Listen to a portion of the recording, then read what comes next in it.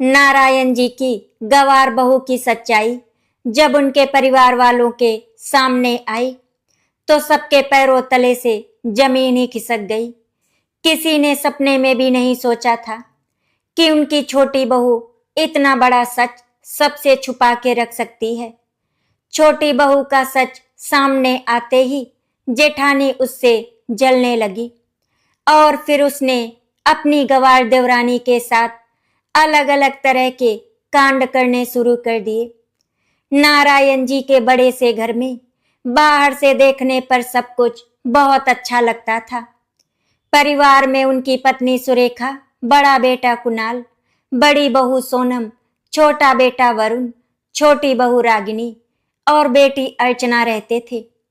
नारायण जी हमेशा चाहते थे कि उनका परिवार प्यार और सम्मान से जुड़ा रहे, लेकिन घर की दीवारों के अंदर रिश्तों की सच्चाई कुछ और ही थी। सुरेखा जी अपनी बड़ी बहू सोनम को बहुत मानती थी, क्योंकि सोनम हर वक्त उनकी हाँ में हाँ मिलाती थी और घर में अपनी समझदारी दिखाने का दिखावा करती रहती थी। वहीं छोटी बहू रागिनी को शादी के पहले दिन से ही कम समझा जाता था, क्योंकि सभी को यही लगता था कि रागिनी ज्यादा पढ़ी लिखी नहीं है और गांव की सीधी सादी लड़की है। जब वरुण रागिनी को शादी करके घर लाया था तब उसने अपनी माँ सुरेखा जी से कहा था, रागिनी बहुत अच्छी लड़की है और इस घर को हमेशा अपना समझेगी। लेकिन सुरेखा जी ने रागिनी के साधारण कपड़े और शांत स्वभाव को देखकर पहले ही अपने मन में फैसला कर लिया था कि छोटी बहू बड़ी बहू सोनम जैसी समझदार नहीं हो सकती। सोनम को भी यही लगता था कि रागिनी के आने से घर में उसका महत्व कम हो जाएगा, इसीलिए उसने पहले दिन से ही रागिनी को नीचा दिखाना शुरू कर दिया था।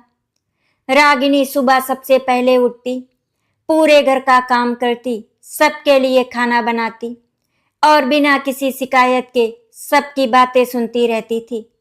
सोनम अक्सर सुरेखा जी के सामने कहती, मम्मी जी पता नहीं वरुण को इसमें क्या दिख गया, ना इसे बड़े घरों के तौर तरीके आते हैं और ना ही लोगों से बात करने की समझ है, ये तो बिल्कुल गंवार है। सुरेखा जी भी सोनम की बातों में आकर रागिनी को डांट देती थी। रागिनी चुपचाप सब कुछ सुन लेती थी, लेकिन कभी पलटकर जवाब नहीं देती थी। नारायण जी को कई बार रागिनी के साथ हो रहा व्यवहार अच्छा नहीं लगता था। उन्हें महसूस होता था कि रागिनी के अंदर कोई ऐसी बात है जो बाकी लोग नहीं देख पा रहे हैं। एक दिन उन्होंने रागिनी से कहा, बेटा तुम इतनी चुप क्यों रहती हो? जब तुम्हारी गलती नहीं होती तो जवाब क्यों नहीं देती? रागिनी हल्की सी मुस्कुराई और बोली, पापा जी, कभी कभी रिश्तों को समझने के लिए शब्दों से ज्यादा समय की जरूरत होती है। मैं चाहती हूँ कि सब मुझे मेरे जवाबों से नहीं बल्कि मेरे कर्मों से समझे। नारायण जी उसकी बात सुनकर हैरान रह गए, क्योंकि जिस लड़की को पूरा घर अनपढ़ और गंवार समझ रहा था उसकी बातें बहुत समझदारी वाली थी, लेकिन उन्होंने भी रागिनी से ज्यादा सवाल नहीं किए। दूसरी तरफ सोनम और सुरेखा जी की नजरों में रागिनी की कोई कीमत नहीं थी। सोनम हर दिन उससे नौकरानी की तरह काम करवाती और खुद सबके सामने अच्छी बहू बनने का नाटक करती रहती। एक दिन घर में ननद अर्चना के रिश्ते की बात चल रही थी। लड़के वाले बहुत पढ़े लिखे और अमीर परिवार से थे। घर में सभी लोग बहुत खुश थे। सोनम ने सारी जिम्मेदारी खुद लेने का दिखावा किया और बोली, वो सब संभाल लेगी। लेकिन जब लड़के वाले घर आए तो बातचीत के दौरान कुछ जरूरी कागजों और परिवार के व्यापार से जुड़ी बात शुरू हो गई। सोनम वहां पर चुप हो गई, क्योंकि उसे उन बातों की ज्यादा जानकारी नहीं थी। तभी रागिनी पानी लेकर वहां आई और उसने चुपचाप सारी बातें सुनी। लड़के वालों ने एक सवाल पूछा जिसका जवाब घर में किसी के पास नहीं था। तभी रागिनी ने धीरे से उस सवाल का जवाब दे दिया। वहां बैठे सभी लोग हैरान होकर रागिनी को देखने लगे। उसका जवाब इतना सही और समझदारी भरा था कि लड़के के पिता ने कहा, आपकी छोटी बहू तो बहुत होशियार है। इसकी सोच और जानकारी देखकर लगता है कि ये काफी पढ़ी लिखी है। ये सुनकर सोनम और सुरेखा जी के चेहरे का रंग बदल गया। उन्हें समझ नहीं आ रहा था कि जिस रागिनी को वो गंवार समझती थी, उसने इतनी बड़ी बात इतनी आसानी से कैसे समझ ली। सोनम ने बात संभालते हुए कहा, अरे नहीं, ये तो बस कहीं से सुन लिया होगा, इसे इतनी समझ कहाँ है। रागिनी ने फिर भी कोई जवाब नहीं दिया और चुपचाप वहां से चली गई। उस रात सोनम के मन में शक पैदा हो गया। उसे लगने लगा कि रागिनी कुछ तो छुपा रही है। उसने फैसला कर लिया कि वो रागिनी की सच्चाई पता करके रहेगी। वहीं रागिनी अपने कमरे में बैठी एक पुरानी फाइल देख रही थी, जिसमें उसकी पढ़ाई और पहचान से जुड़े कुछ ऐसे कागज थे जिनकी सच्चाई अगर परिवार वालों के सामने आ जाती तो सबके होश उड़ जाते। लेकिन तभी दरवाजे के बाहर किसी के कदमों की आवाज आई। रागिनी ने जल्दी से वो फाइल छुपा दी। उसे नहीं पता था कि कोई उसकी सच्चाई जानने के बहुत करीब पहुंच चुका है। दरवाजे के बाहर सोनम ही खड़ी थी। वो रागिनी के कमरे के पास से गुजर रही थी। तभी उसने रागिनी के हाथ में वो फाइल देख ली थी। सोनम को शक होने लगा था कि आखिर रागिनी ऐसा क्या छुपा रही है।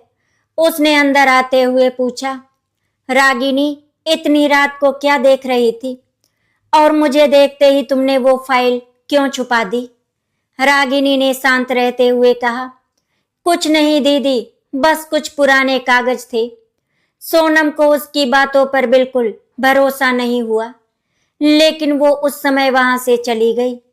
उसके मन में बस एक ही बात घूम रही थी कि जिसे वो आज तक गंवार समझकर अपमानित करती आई है, कहीं वो उससे ज्यादा समझदार तो नहीं निकलेगी। अगले दिन से सोनम ने रागिनी पर और ज्यादा नजर रखनी शुरू कर दी। वो हर बात में उसकी परीक्षा लेने की कोशिश करती थी। कभी अंग्रेजी में कुछ बोलकर उसे शर्मिंदा करने की कोशिश करती, तो कभी रिश्तेदारों के सामने उसे नीचा दिखाती। सुरेखा जी भी सोनम की बातों में आकर रागिनी से कहती, छोटी बहू, तुम्हें सोनम से कुछ सीखना चाहिए। घर की बड़ी बहू होकर उसने हमारा कितना नाम बढ़ाया है, और तुम हो, तुम्हें तो बाहर वालों के सामने बात करने का तरीका भी नहीं आता। रागिनी ये सब सुनकर बस मुस्कुरा देती थी, क्योंकि वो जानती थी कि अगर उसने अपनी सच्चाई अभी बता दी तो उन लोगों को अपनी गलती का एहसास कभी नहीं होगा। रागिनी असल में कोई अनपढ़ या गंवार लड़की नहीं थी। उसने बड़े शहर से बहुत अच्छी पढ़ाई की थी और अपनी मेहनत के दम पर कई सफलताएं हासिल की थी। लेकिन शादी के बाद जब उसने इस घर में कदम रखा तो पहले ही दिन उसे समझ आ गया था कि इस घर में इंसान की अच्छाई से ज्यादा उसके दिखावे को महत्व दिया जाता है। इसीलिए उसने फैसला किया था कि वो अपने ज्ञान और पढ़ाई का घमंड नहीं करेगी, बल्कि एक साधारण बहू बनकर देखेगी कि लोग उसके व्यवहार से उसे अपनाते हैं या नहीं। वरुण रागिनी की पूरी सच्चाई जानता था। कई बार वो रागिनी से कहता था, तुम क्यों सबकी बातें सहती रहती हो? तुम चाहो तो एक पल में सबको बता सकती हो कि तुम क्या हो और कितनी काबिल हो। लेकिन रागिनी हमेशा यही कहती, वरुण, मुझे अपनी काबिलियत साबित करने की जल्दी नहीं है। मुझे बस ये देखना है कि इस घर के लोग मुझे मेरी डिग्री और पहचान के बिना अपना मानते हैं या नहीं। वरुण उसकी सोच देखकर हमेशा उसका सम्मान करता था। कुछ दिनों बाद नारायण जी के व्यापार में अचानक एक बड़ी परेशानी आ गई। एक गलत फैसले की वजह से उन्हें लाखों का नुकसान होने वाला था। कुणाल और सोनम दोनों परेशान थे, लेकिन उन्हें समझ नहीं आ रहा था कि इस समस्या को कैसे ठीक किया जाए। सोनम हमेशा घर में अपनी समझदारी की तारीफ करती थी, लेकिन जब सच में परिवार को उसकी जरूरत पड़ी तो वो कोई रास्ता नहीं निकाल पाई। सुरेखा जी भी बहुत परेशान हो गई, क्योंकि पहली बार उन्हें लगा कि उनका परिवार बड़ी मुसीबत में फंस सकता है। रागिनी दूर खड़ी सबकी परेशानी देख रही थी। वो चाहती तो चुप रह सकती थी, क्योंकि इतने दिनों से उसे इसी घर में अपमान मिला था, लेकिन उसके लिए ये परिवार अपना था। उसने धीरे से नारायण जी से कहा, पापा जी अगर आप बुरा ना माने तो मैं एक बार ये कागज देख सकती हूँ। रागिनी की बात सुनकर सोनम हंस पड़ी और बोली, तुम ये सब समझोगी? ये रसोई का हिसाब नहीं है रागिनी, ये व्यापार की बातें हैं। सोनम की बात सुनकर रागिनी की आंखों में दर्द तो आया, लेकिन उसने कुछ नहीं कहा।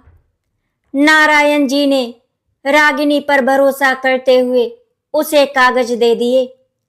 रागिनी ने कुछ देर तक सारे कागज ध्यान से देखे और फिर ऐसी गलती पकड़ ली जो किसी की नजर में नहीं आई थी। उसने नारायण जी को पूरा समाधान बताया।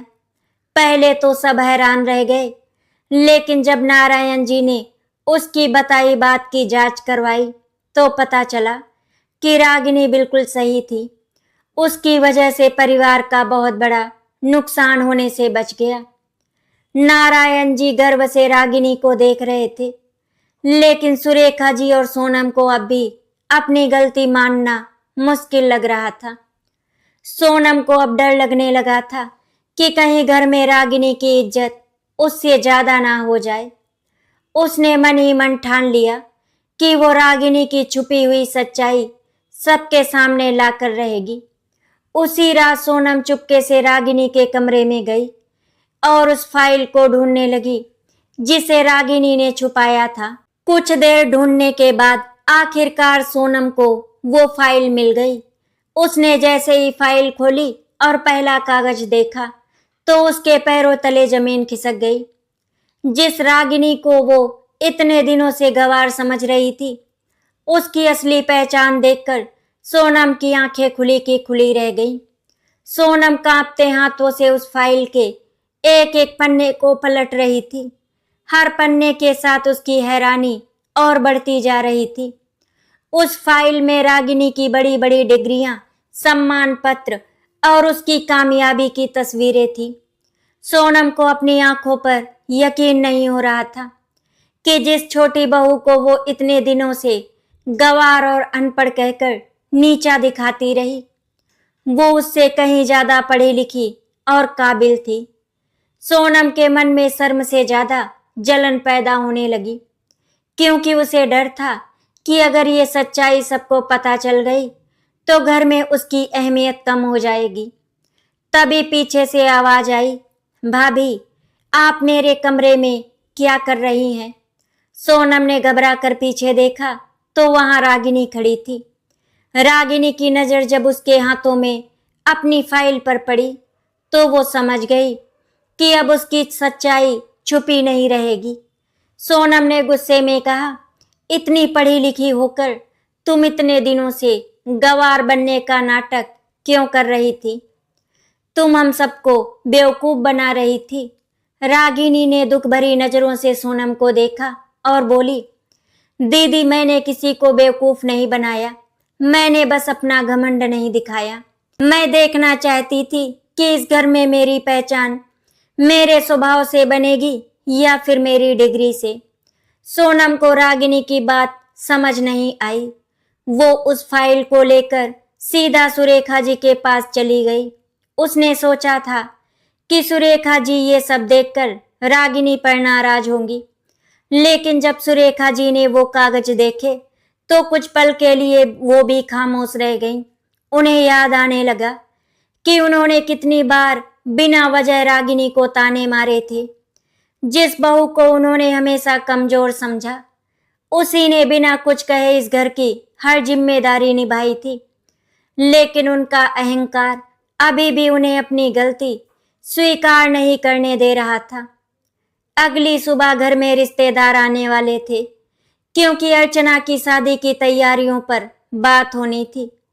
सोनम ने सोचा कि आज सबके सामने रागिनी की सच्चाई बताकर उसे शर्मिंदा करेगी कि उसने इतने दिनों तक झूठ बोला है।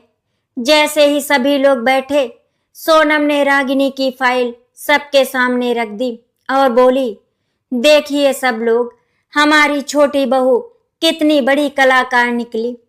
इतने दिनों से पढ़ी लिखी होकर भी गंवार बनने का नाटक कर रही थी। सभी लोग हैरान होकर रागिनी की तरफ देखने लगे। नारायण जी ने जब वो कागज देखे तो उनके चेहरे पर हैरानी के साथ गर्व भी था। उन्होंने रागिनी से पूछा, बेटा अगर तुम इतनी काबिल हो तो तुमने कभी किसी को बताया क्यों नहीं? रागिनी की आंखें नम हो गईं। उसने धीरे से कहा, पापा जी, बचपन से मेरे माता पिता ने मुझे सिखाया था कि इंसान की असली पहचान उसके व्यवहार से होती है, उसकी डिग्री से नहीं। मैं इस घर की बहू बनकर आई थी, कोई मुकाबला करने नहीं। मैं बस प्यार और अपनापन चाहती थी। रागिनी की बात सुनकर वहां बैठे सभी लोगों की आंखें भर आई।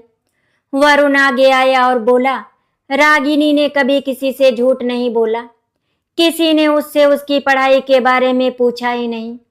सबने उसके साधारण रहने के तरीके को देखकर खुद ही फैसला कर लिया कि वो कुछ नहीं जानती। गलती रागिनी की नहीं थी, गलती हमारी सोच की थी। वरुण की बात सुनकर सुरेखा जी की नजरें झुक गई, क्योंकि उन्हें अपनी हर कही हुई कड़वी बात याद आने लगी। अर्चना भी आगे आई और रागिनी का हाथ पकड़कर बोली, भाभी, आपने इतने अपमान के बाद भी कभी इस घर का बुरा नहीं सोचा। आपने हमेशा हमारी मदद की और हम आपको समझ ही नहीं पाए। पहली बार रागिनी को लगा कि शायद अब घर के लोग उसे समझने लगे हैं, लेकिन सोनम अब भी चुप खड़ी थी। उसके मन में पछतावे से ज्यादा हारने का डर था। उसी समय नारायण जी के पास एक फोन आया। फोन पर बात करते करते उनका चेहरा परेशान हो गया। उन्होंने बताया कि व्यापार से जुड़ी एक बहुत बड़ी मीटिंग अगले दिन है और अगर उसमें सही फैसला नहीं लिया गया तो उनका सालों का बनाया हुआ सम्मान खतरे में पड़ सकता है। घर में फिर चिंता फैल गई।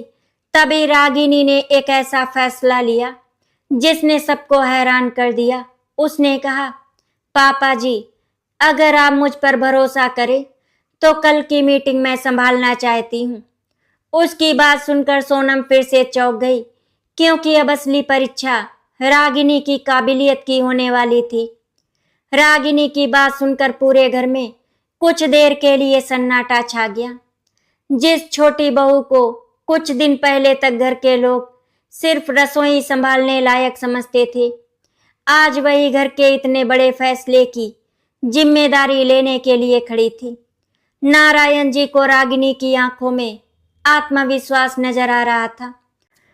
उन्होंने बिना देर किए कहा, बेटा, मुझे तुम पर भरोसा है। जिस इंसान ने बिना किसी लालच के इतने दिनों तक इस घर को संभाला है, वो मेरा व्यापार भी पूरी ईमानदारी से संभाल सकती है। नारायण जी की ये बात सुनकर रागिनी की आंखों में खुशी के आंसू आ गए, लेकिन सोनम को ये सब बिल्कुल अच्छा नहीं लग रहा था। उसे लग रहा था कि जिस जगह को पाने के लिए उसने इतने सालों तक अच्छी बहू होने का दिखावा किया, वो जगह रागिनी ने अपनी सच्चाई और अच्छे स्वभाव से जीत ली। उसने कुणाल से कहा, देख लेना, इतनी बड़ी मीटिंग संभालना कोई आसान बात नहीं है। सिर्फ डिग्री होने से कोई समझदार नहीं बन जाता। कुणाल ने पहली बार सोनम को समझाते हुए कहा, सोनम, शायद हमारी गलती यही थी कि हमने रागिनी को समझने की कोशिश ही नहीं की। अगर वो परिवार की मदद करना चाहती है तो हमें उसका साथ देना चाहिए। अगले दिन रागिनी नारायण जी और वरुण के साथ मीटिंग में गई। वहां बड़े बड़े लोग मौजूद थे। कई लोगों ने रागिनी को देखकर सोचा कि एक साधारण सी दिखने वाली बहू इतनी बड़ी जिम्मेदारी कैसे संभालेगी। लेकिन जैसे ही मीटिंग शुरू हुई और रागिनी ने अपनी बात रखना शुरू किया, वहां मौजूद हर इंसान उसकी समझदारी और आत्मविश्वास देखकर हैरान रह गया। उसने व्यापार की सारी कमियां, नए सुझाव और आने वाले समय की योजनाएं इतनी अच्छी तरह समझाई कि सभी लोग उसकी तारीफ करने लगे। नारायण जी गर्व से अपनी छोटी बहू को देख रहे थे। उन्हें आज एहसास हो रहा था कि असली हीरा तो उनके घर में हमेशा से था, लेकिन लोग उसे पहचान ही नहीं पाए। मीटिंग खत्म होते ही सभी ने नारायण जी को बधाई दी और कहा कि उनकी छोटी बहू ने आज उनके परिवार की इज्जत बचा ली। नारायण जी की आंखें भर आई। उन्होंने मन ही मन सोच लिया था कि अब वो रागिनी को कभी किसी के सामने अपमानित नहीं होने देंगे। जब घर पर ये खुशखबरी पहुंची तो अर्चना बहुत खुश हुई। उसने भागकर रागिनी को गले लगा लिया और कहा, भाभी, आपने साबित कर दिया कि इंसान की कीमत उसके कपड़ों और बोलने के तरीके से नहीं, बल्कि उसकी सोच से होती है। सुरेखा जी दूर खड़ी ये सब देख रही थी। उनके दिल में पछतावा बढ़ता जा रहा था। उन्हें याद आ रहा था कि कैसे उन्होंने हमेशा सोनम की बातों में आकर रागिनी को गलत समझा। रात को सुरेखा जी रागिनी के कमरे में गई। रागिनी उन्हें देखकर तुरंत खड़ी हो गई और बोली, मम्मी जी, आपको कुछ चाहिए था? सुरेखा जी की आंखों में आंसू आ गए। उन्होंने कहा, मुझे कुछ नहीं चाहिए बहू, बस तुमसे माफी मांगने आई थी। मैंने तुम्हें कभी बेटी की तरह समझा ही नहीं। तुम्हारी सादगी को मैंने तुम्हारी कमजोरी समझ लिया। रागिनी ने तुरंत उनके हाथ पकड़ लिए और कहा, मम्मी जी, माँ अपने बच्चों से माफी नहीं मांगती, मुझे बस आपका प्यार चाहिए था। सुरेखा जी ने पहली बार दिल से रागिनी को गले लगाया, लेकिन ये सब देखकर सोनम अंदर ही अंदर टूट रही थी। उसे लग रहा था कि अब घर में उसकी कोई कीमत नहीं रही। जलन में आकर उसने एक ऐसा कदम उठाने का फैसला कर लिया जिससे रागिनी की खुशी फिर से छिन सकती थी। उसने सोचा कि अगर रागिनी सबकी नजरों में ऊपर उठ सकती है तो वो उसे नीचे गिराने का कोई रास्ता जरूर निकालेगी। कुछ दिनों बाद अर्चना की शादी की तैयारियां शुरू हो गई। रागिनी पूरे मन से सारी जिम्मेदारियां निभा रही थी। तभी अचानक शादी से जुड़े कुछ जरूरी गहने गायब हो गए। पूरे घर में हंगामा मच गया। सुरेखा जी बहुत परेशान हो गई क्योंकि वो गहने अर्चना की शादी के लिए बहुत जरूरी थे। तभी सोनम ने सबके सामने कहा, मुझे ये कहते हुए दुख हो रहा है, लेकिन गहनों की अलमारी के पास मैंने आखिरी बार रागिनी को ही देखा था। सोनम की बात सुनते ही सभी लोग हैरान रह गए। रागिनी की आंखों में दर्द साफ दिखाई दे रहा था। जिस परिवार के लिए उसने इतना कुछ किया, आज फिर उसी घर में उसकी ईमानदारी की परीक्षा होने वाली थी। सोनम की बात सुनते ही पूरे घर का माहौल बदल गया। कुछ पल पहले जिस घर में अर्चना की शादी की खुशियां थी, अब वहां पर शक और सवाल खड़े हो गए थे। रागिनी चुपचाप खड़ी थी। उसकी आंखों में आंसू थे, लेकिन दिल में कोई डर नहीं था, क्योंकि उसे पता था कि उसने कुछ गलत नहीं किया। वरुण तुरंत रागिनी के पास आया और बोला, मुझे अपनी पत्नी पर पूरा भरोसा है। रागिनी कभी ऐसा नहीं कर सकती। नारायण जी ने भी वरुण का साथ देते हुए कहा, जिस बहू ने इस परिवार की इज्जत बचाई है, वो कभी इस परिवार का नुकसान नहीं कर सकती। लेकिन सोनम बार बार यही कह रही थी कि उसने रागिनी को अलमारी के पास देखा था। सुरेखा जी के लिए ये समय बहुत मुश्किल था, क्योंकि एक तरफ बड़ी बहू की बात थी और दूसरी तरफ छोटी बहू पर उनका नया बना भरोसा। कुछ देर के लिए वो खामोश हो गई। रागिनी ने उनकी खामोशी देखी तो उसकी आंखों में आंसू बहने लगे। उसे गहनों से ज्यादा दुख इस बात का हुआ कि इतने दिनों के बाद भी शायद उसके रिश्तों को एक और परीक्षा देनी बाकी थी। रागिनी ने खुद आकर कहा, अगर किसी को मुझ पर शक है तो मैं खुद चाहती हूँ कि सच सबके सामने आए।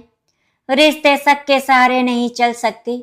उसकी बात सुनकर नारायण जी ने घर में लगे कैमरों की जांच करवाने का फैसला किया। ये सुनते ही सोनम का चेहरा उतर गया, क्योंकि उसे लगा ही नहीं था कि बात यहाँ तक पहुंच जाएगी। दरअसल गहने उसने चोरी नहीं किए थे, लेकिन उसने उन्हें छुपा दिया था ताकि रागिनी पर इल्जाम लगाकर उसे सबकी नजरों में गिरा सके। जब कैमरे की रिकॉर्डिंग देखी गई तो पूरी सच्चाई सामने आ गई। उसमें साफ दिखाई दे रहा था कि सोनम रात को चुपके से गहने लेकर दूसरे कमरे में रख रही थी। ये देखकर सुरेखा जी के हाथों से रिमोट गिर गया। उन्हें विश्वास ही नहीं हो रहा था कि जिस बड़ी बहू पर उन्होंने आंख बंद करके भरोसा किया, उसी ने घर की खुशियों के साथ ऐसा खेल खेला। कुणाल शर्म से सिर झुकाकर खड़ा था। सोनम की आंखों से आंसू निकल पड़े। आज पहली बार उसका घमंड पूरी तरह टूट चुका था। उसने रोते हुए कहा, मैंने ये सब सिर्फ इसीलिए किया क्योंकि मुझे डर लगने लगा था कि रागिनी के आने के बाद मेरी जगह इस घर में कम हो जाएगी। मैं भूल गई थी कि प्यार बांटने से कम नहीं होता। सोनम की बात सुनकर रागिनी उसके पास गई। सोनम ने हाथ जोड़कर कहा, रागिनी मुझे माफ कर दो। मैंने तुम्हें हमेशा नीचा दिखाया, तुम्हारी अच्छाई को कमजोर समझा और तुम्हारे साथ गलत किया। रागिनी ने सोनम का हाथ पकड़ लिया और बोली, दीदी मैं आपसे कभी जीतना नहीं चाहती थी, क्योंकि परिवार में कोई मुकाबला नहीं होता। मैं तो बस चाहती थी कि हम दोनों बहन की तरह रहें। रागिनी की ये बात सुनकर सोनम और ज्यादा रो पड़ी। उसे एहसास हो गया था कि जिसे वो अपना दुश्मन समझ रही थी, उसी ने हमेशा उसका सम्मान किया। सुरेखा जी भी रागिनी के पास आई और बोली, छोटी बहू तुमने आज मुझे जिंदगी की बहुत बड़ी सीख दी है। पढ़ाई का मतलब सिर्फ बड़ी बड़ी डिग्री नहीं होती, बल्कि बड़ा दिल होना भी जरूरी होता है। नारायण जी मुस्कुरा रहे थे, क्योंकि आज उनका परिवार टूटने से बच गया था। उन्होंने कहा कि घर की असली ताकत पैसा या घमंड नहीं, बल्कि आपसी प्यार और भरोसा होता है। धीरे धीरे अर्चना की शादी की तैयारियां फिर से शुरू हो गई। इस बार घर का माहौल पहले जैसा नहीं था। अब सोनम और रागिनी मिलकर सारे काम कर रही थी, लेकिन शादी से ठीक एक दिन पहले रागिनी के नाम एक चिट्ठी आई। जब रागिनी ने उसे पढ़ा तो उसकी आंखों में आंसू आ गए। वो चिट्ठी उसके अतीत से जुड़ी थी और उसमें एक ऐसी सच्चाई लिखी थी जिसे रागिनी ने वरुण के अलावा आज तक किसी को नहीं बताया था। रागिनी के चेहरे की परेशानी देखकर नारायण जी ने पूछा, क्या हुआ बेटा, इस चिट्ठी में ऐसा क्या लिखा है? रागिनी ने नम आंखों से सबकी तरफ देखा, क्योंकि अब उसके जीवन का सबसे बड़ा राज पूरे परिवार के सामने आने वाला था। रागिनी हाथ में चिट्ठी लेकर कुछ देर तक खामोश खड़ी रही। उसकी आंखों में छुपा हुआ दर्द साफ दिखाई दे रहा था। जिस रागिनी ने हमेशा दूसरों की परेशानियों को समझा था, आज पहली बार उसका अपना दर्द परिवार के सामने आने वाला था। नारायण जी ने प्यार से उसके सिर पर हाथ रखा और कहा, बेटा आज तुम अकेली नहीं हो, ये तुम्हारा परिवार है। जो भी बात है खुलकर बताओ। नारायण जी की बात सुनकर रागिनी की आंखों से आंसू बहने लगे। उसने कहा कि ये चिट्ठी उस संस्था से आई है जहां उसने अपनी पढ़ाई पूरी करने के बाद कई गरीब बच्चों की मदद करने का सपना शुरू किया था। रागिनी ने सबको बताया कि वो हमेशा से पढ़ाई में बहुत अच्छी थी। उसके माता पिता ने उसे वही सिखाया था कि इंसान चाहे कितना भी बड़ा बन जाए, लेकिन उसे अपनी जड़ों और संस्कारों को कभी नहीं भूलना चाहिए। उसने बड़ी बड़ी डिग्रियां हासिल की, कई जगहों से अच्छे प्रस्ताव मिले, लेकिन उसने हमेशा यही सोचा कि उसकी सफलता का फायदा सिर्फ उसे नहीं, बल्कि जरूरतमंद लोगों को भी मिलना चाहिए। इसी वजह से उसने चुपचाप कई बच्चों की पढ़ाई की जिम्मेदारी उठाई थी और अपनी पहचान को कभी लोगों के सामने दिखावे की तरह इस्तेमाल नहीं किया। सुरेखा जी और सोनम उसकी बातें सुनकर हैरान थी। जिस बहू को उन्होंने इतने दिनों तक गवार कहकर अपमानित किया था, वही बहू न जाने कितने परिवारों की उम्मीद बनी हुई थी। सोनम को अपनी हर गलती याद आने लगी। उसने रोते हुए कहा, रागिनी, मैं तुम्हारे कपड़े और सादगी देखकर तुम्हें छोटा समझती रही, लेकिन सच तो ये है कि सोच में मैं ही छोटी थी। तुमने इतना सब कुछ होने के बाद भी कभी अपना घमंड नहीं दिखाया। रागिनी ने सोनम को गले लगाते हुए कहा कि रिश्तों में माफी मांगने से ज्यादा जरूरी होता है अपनी गलती समझना। इसके बाद रागिनी ने चिट्ठी की पूरी बात बताई। उसमें लिखा था कि जिन बच्चों की उसने मदद की थी, उनमें से कई बच्चे आज सफल हो चुके हैं और वे सभी रागिनी को सम्मान देने के लिए बुलाना चाहते थे। ये सुनकर पूरे परिवार को गर्व महसूस हुआ। अर्चना ने खुशी से कहा, भाभी, आप सच में इस घर की सबसे बड़ी ताकत हो। आपने बिना किसी को बताए इतने लोगों की जिंदगी बदल दी। वरुण दूर खड़ा मुस्कुरा रहा था, क्योंकि उसे हमेशा से पता था कि रागिनी कितने बड़े दिल वाली है। कुछ दिनों बाद पूरा परिवार रागिनी के साथ उस कार्यक्रम में गया। वहां जब लोगों ने रागिनी का सम्मान किया और बताया कि कैसे उसकी मदद ने कई बच्चों का भविष्य बनाया है, तो सुरेखा जी की आंखों में आंसू आ गए। उन्हें अपनी कही हुई हर बात याद आ रही थी। उन्होंने सबके सामने रागिनी का हाथ पकड़कर कहा, आज मुझे गर्व है कि तुम मेरी बहू हो। मैंने तुम्हें समझने में बहुत देर कर दी, लेकिन आज से मेरे लिए मेरी दोनों बहुएं बराबर हैं। घर लौटने के बाद सब कुछ बदल चुका था। अब सोनम और रागिनी में मुकाबला नहीं, बल्कि बहनों जैसा प्यार था। सोनम ने दिखावा छोड़कर सच में एक अच्छी बहू बनने की कोशिश शुरू कर दी थी। सुरेखा जी भी अब किसी इंसान को उसके रहन सहन या कपड़ों से नहीं आंकती थी। नारायण जी को खुशी थी कि उनका परिवार एक बड़ी सीख के बाद फिर से एक हो गया था। एक दिन घर के आंगन में पूरा परिवार साथ बैठा था। नारायण जी ने मुस्कुराते हुए कहा, रागिनी ने हमें सिखाया है कि पढ़ाई सिर्फ किताबों से नहीं होती। असली शिक्षा इंसान के व्यवहार और संस्कारों में दिखाई देती है। रागिनी ने भी मुस्कुराते हुए कहा, मैंने गवार होने का नाटक इसीलिए नहीं किया था कि मैं किसी को नीचा दिखा सकूं, बल्कि इसीलिए किया था ताकि मुझे पता चले कि लोग इंसान को उसके दिल से पहचानते हैं या उसकी पहचान देखकर। उस दिन के बाद उस घर में कभी छोटी बहू और बड़ी बहू का फर्क नहीं हुआ। रागिनी की सादगी ने पूरे परिवार की सोच बदल दी थी। जिस बहू को कभी गवार समझकर ताने दिए जाते थे, वही बहू पूरे परिवार की इज्जत और गर्व बन गई थी।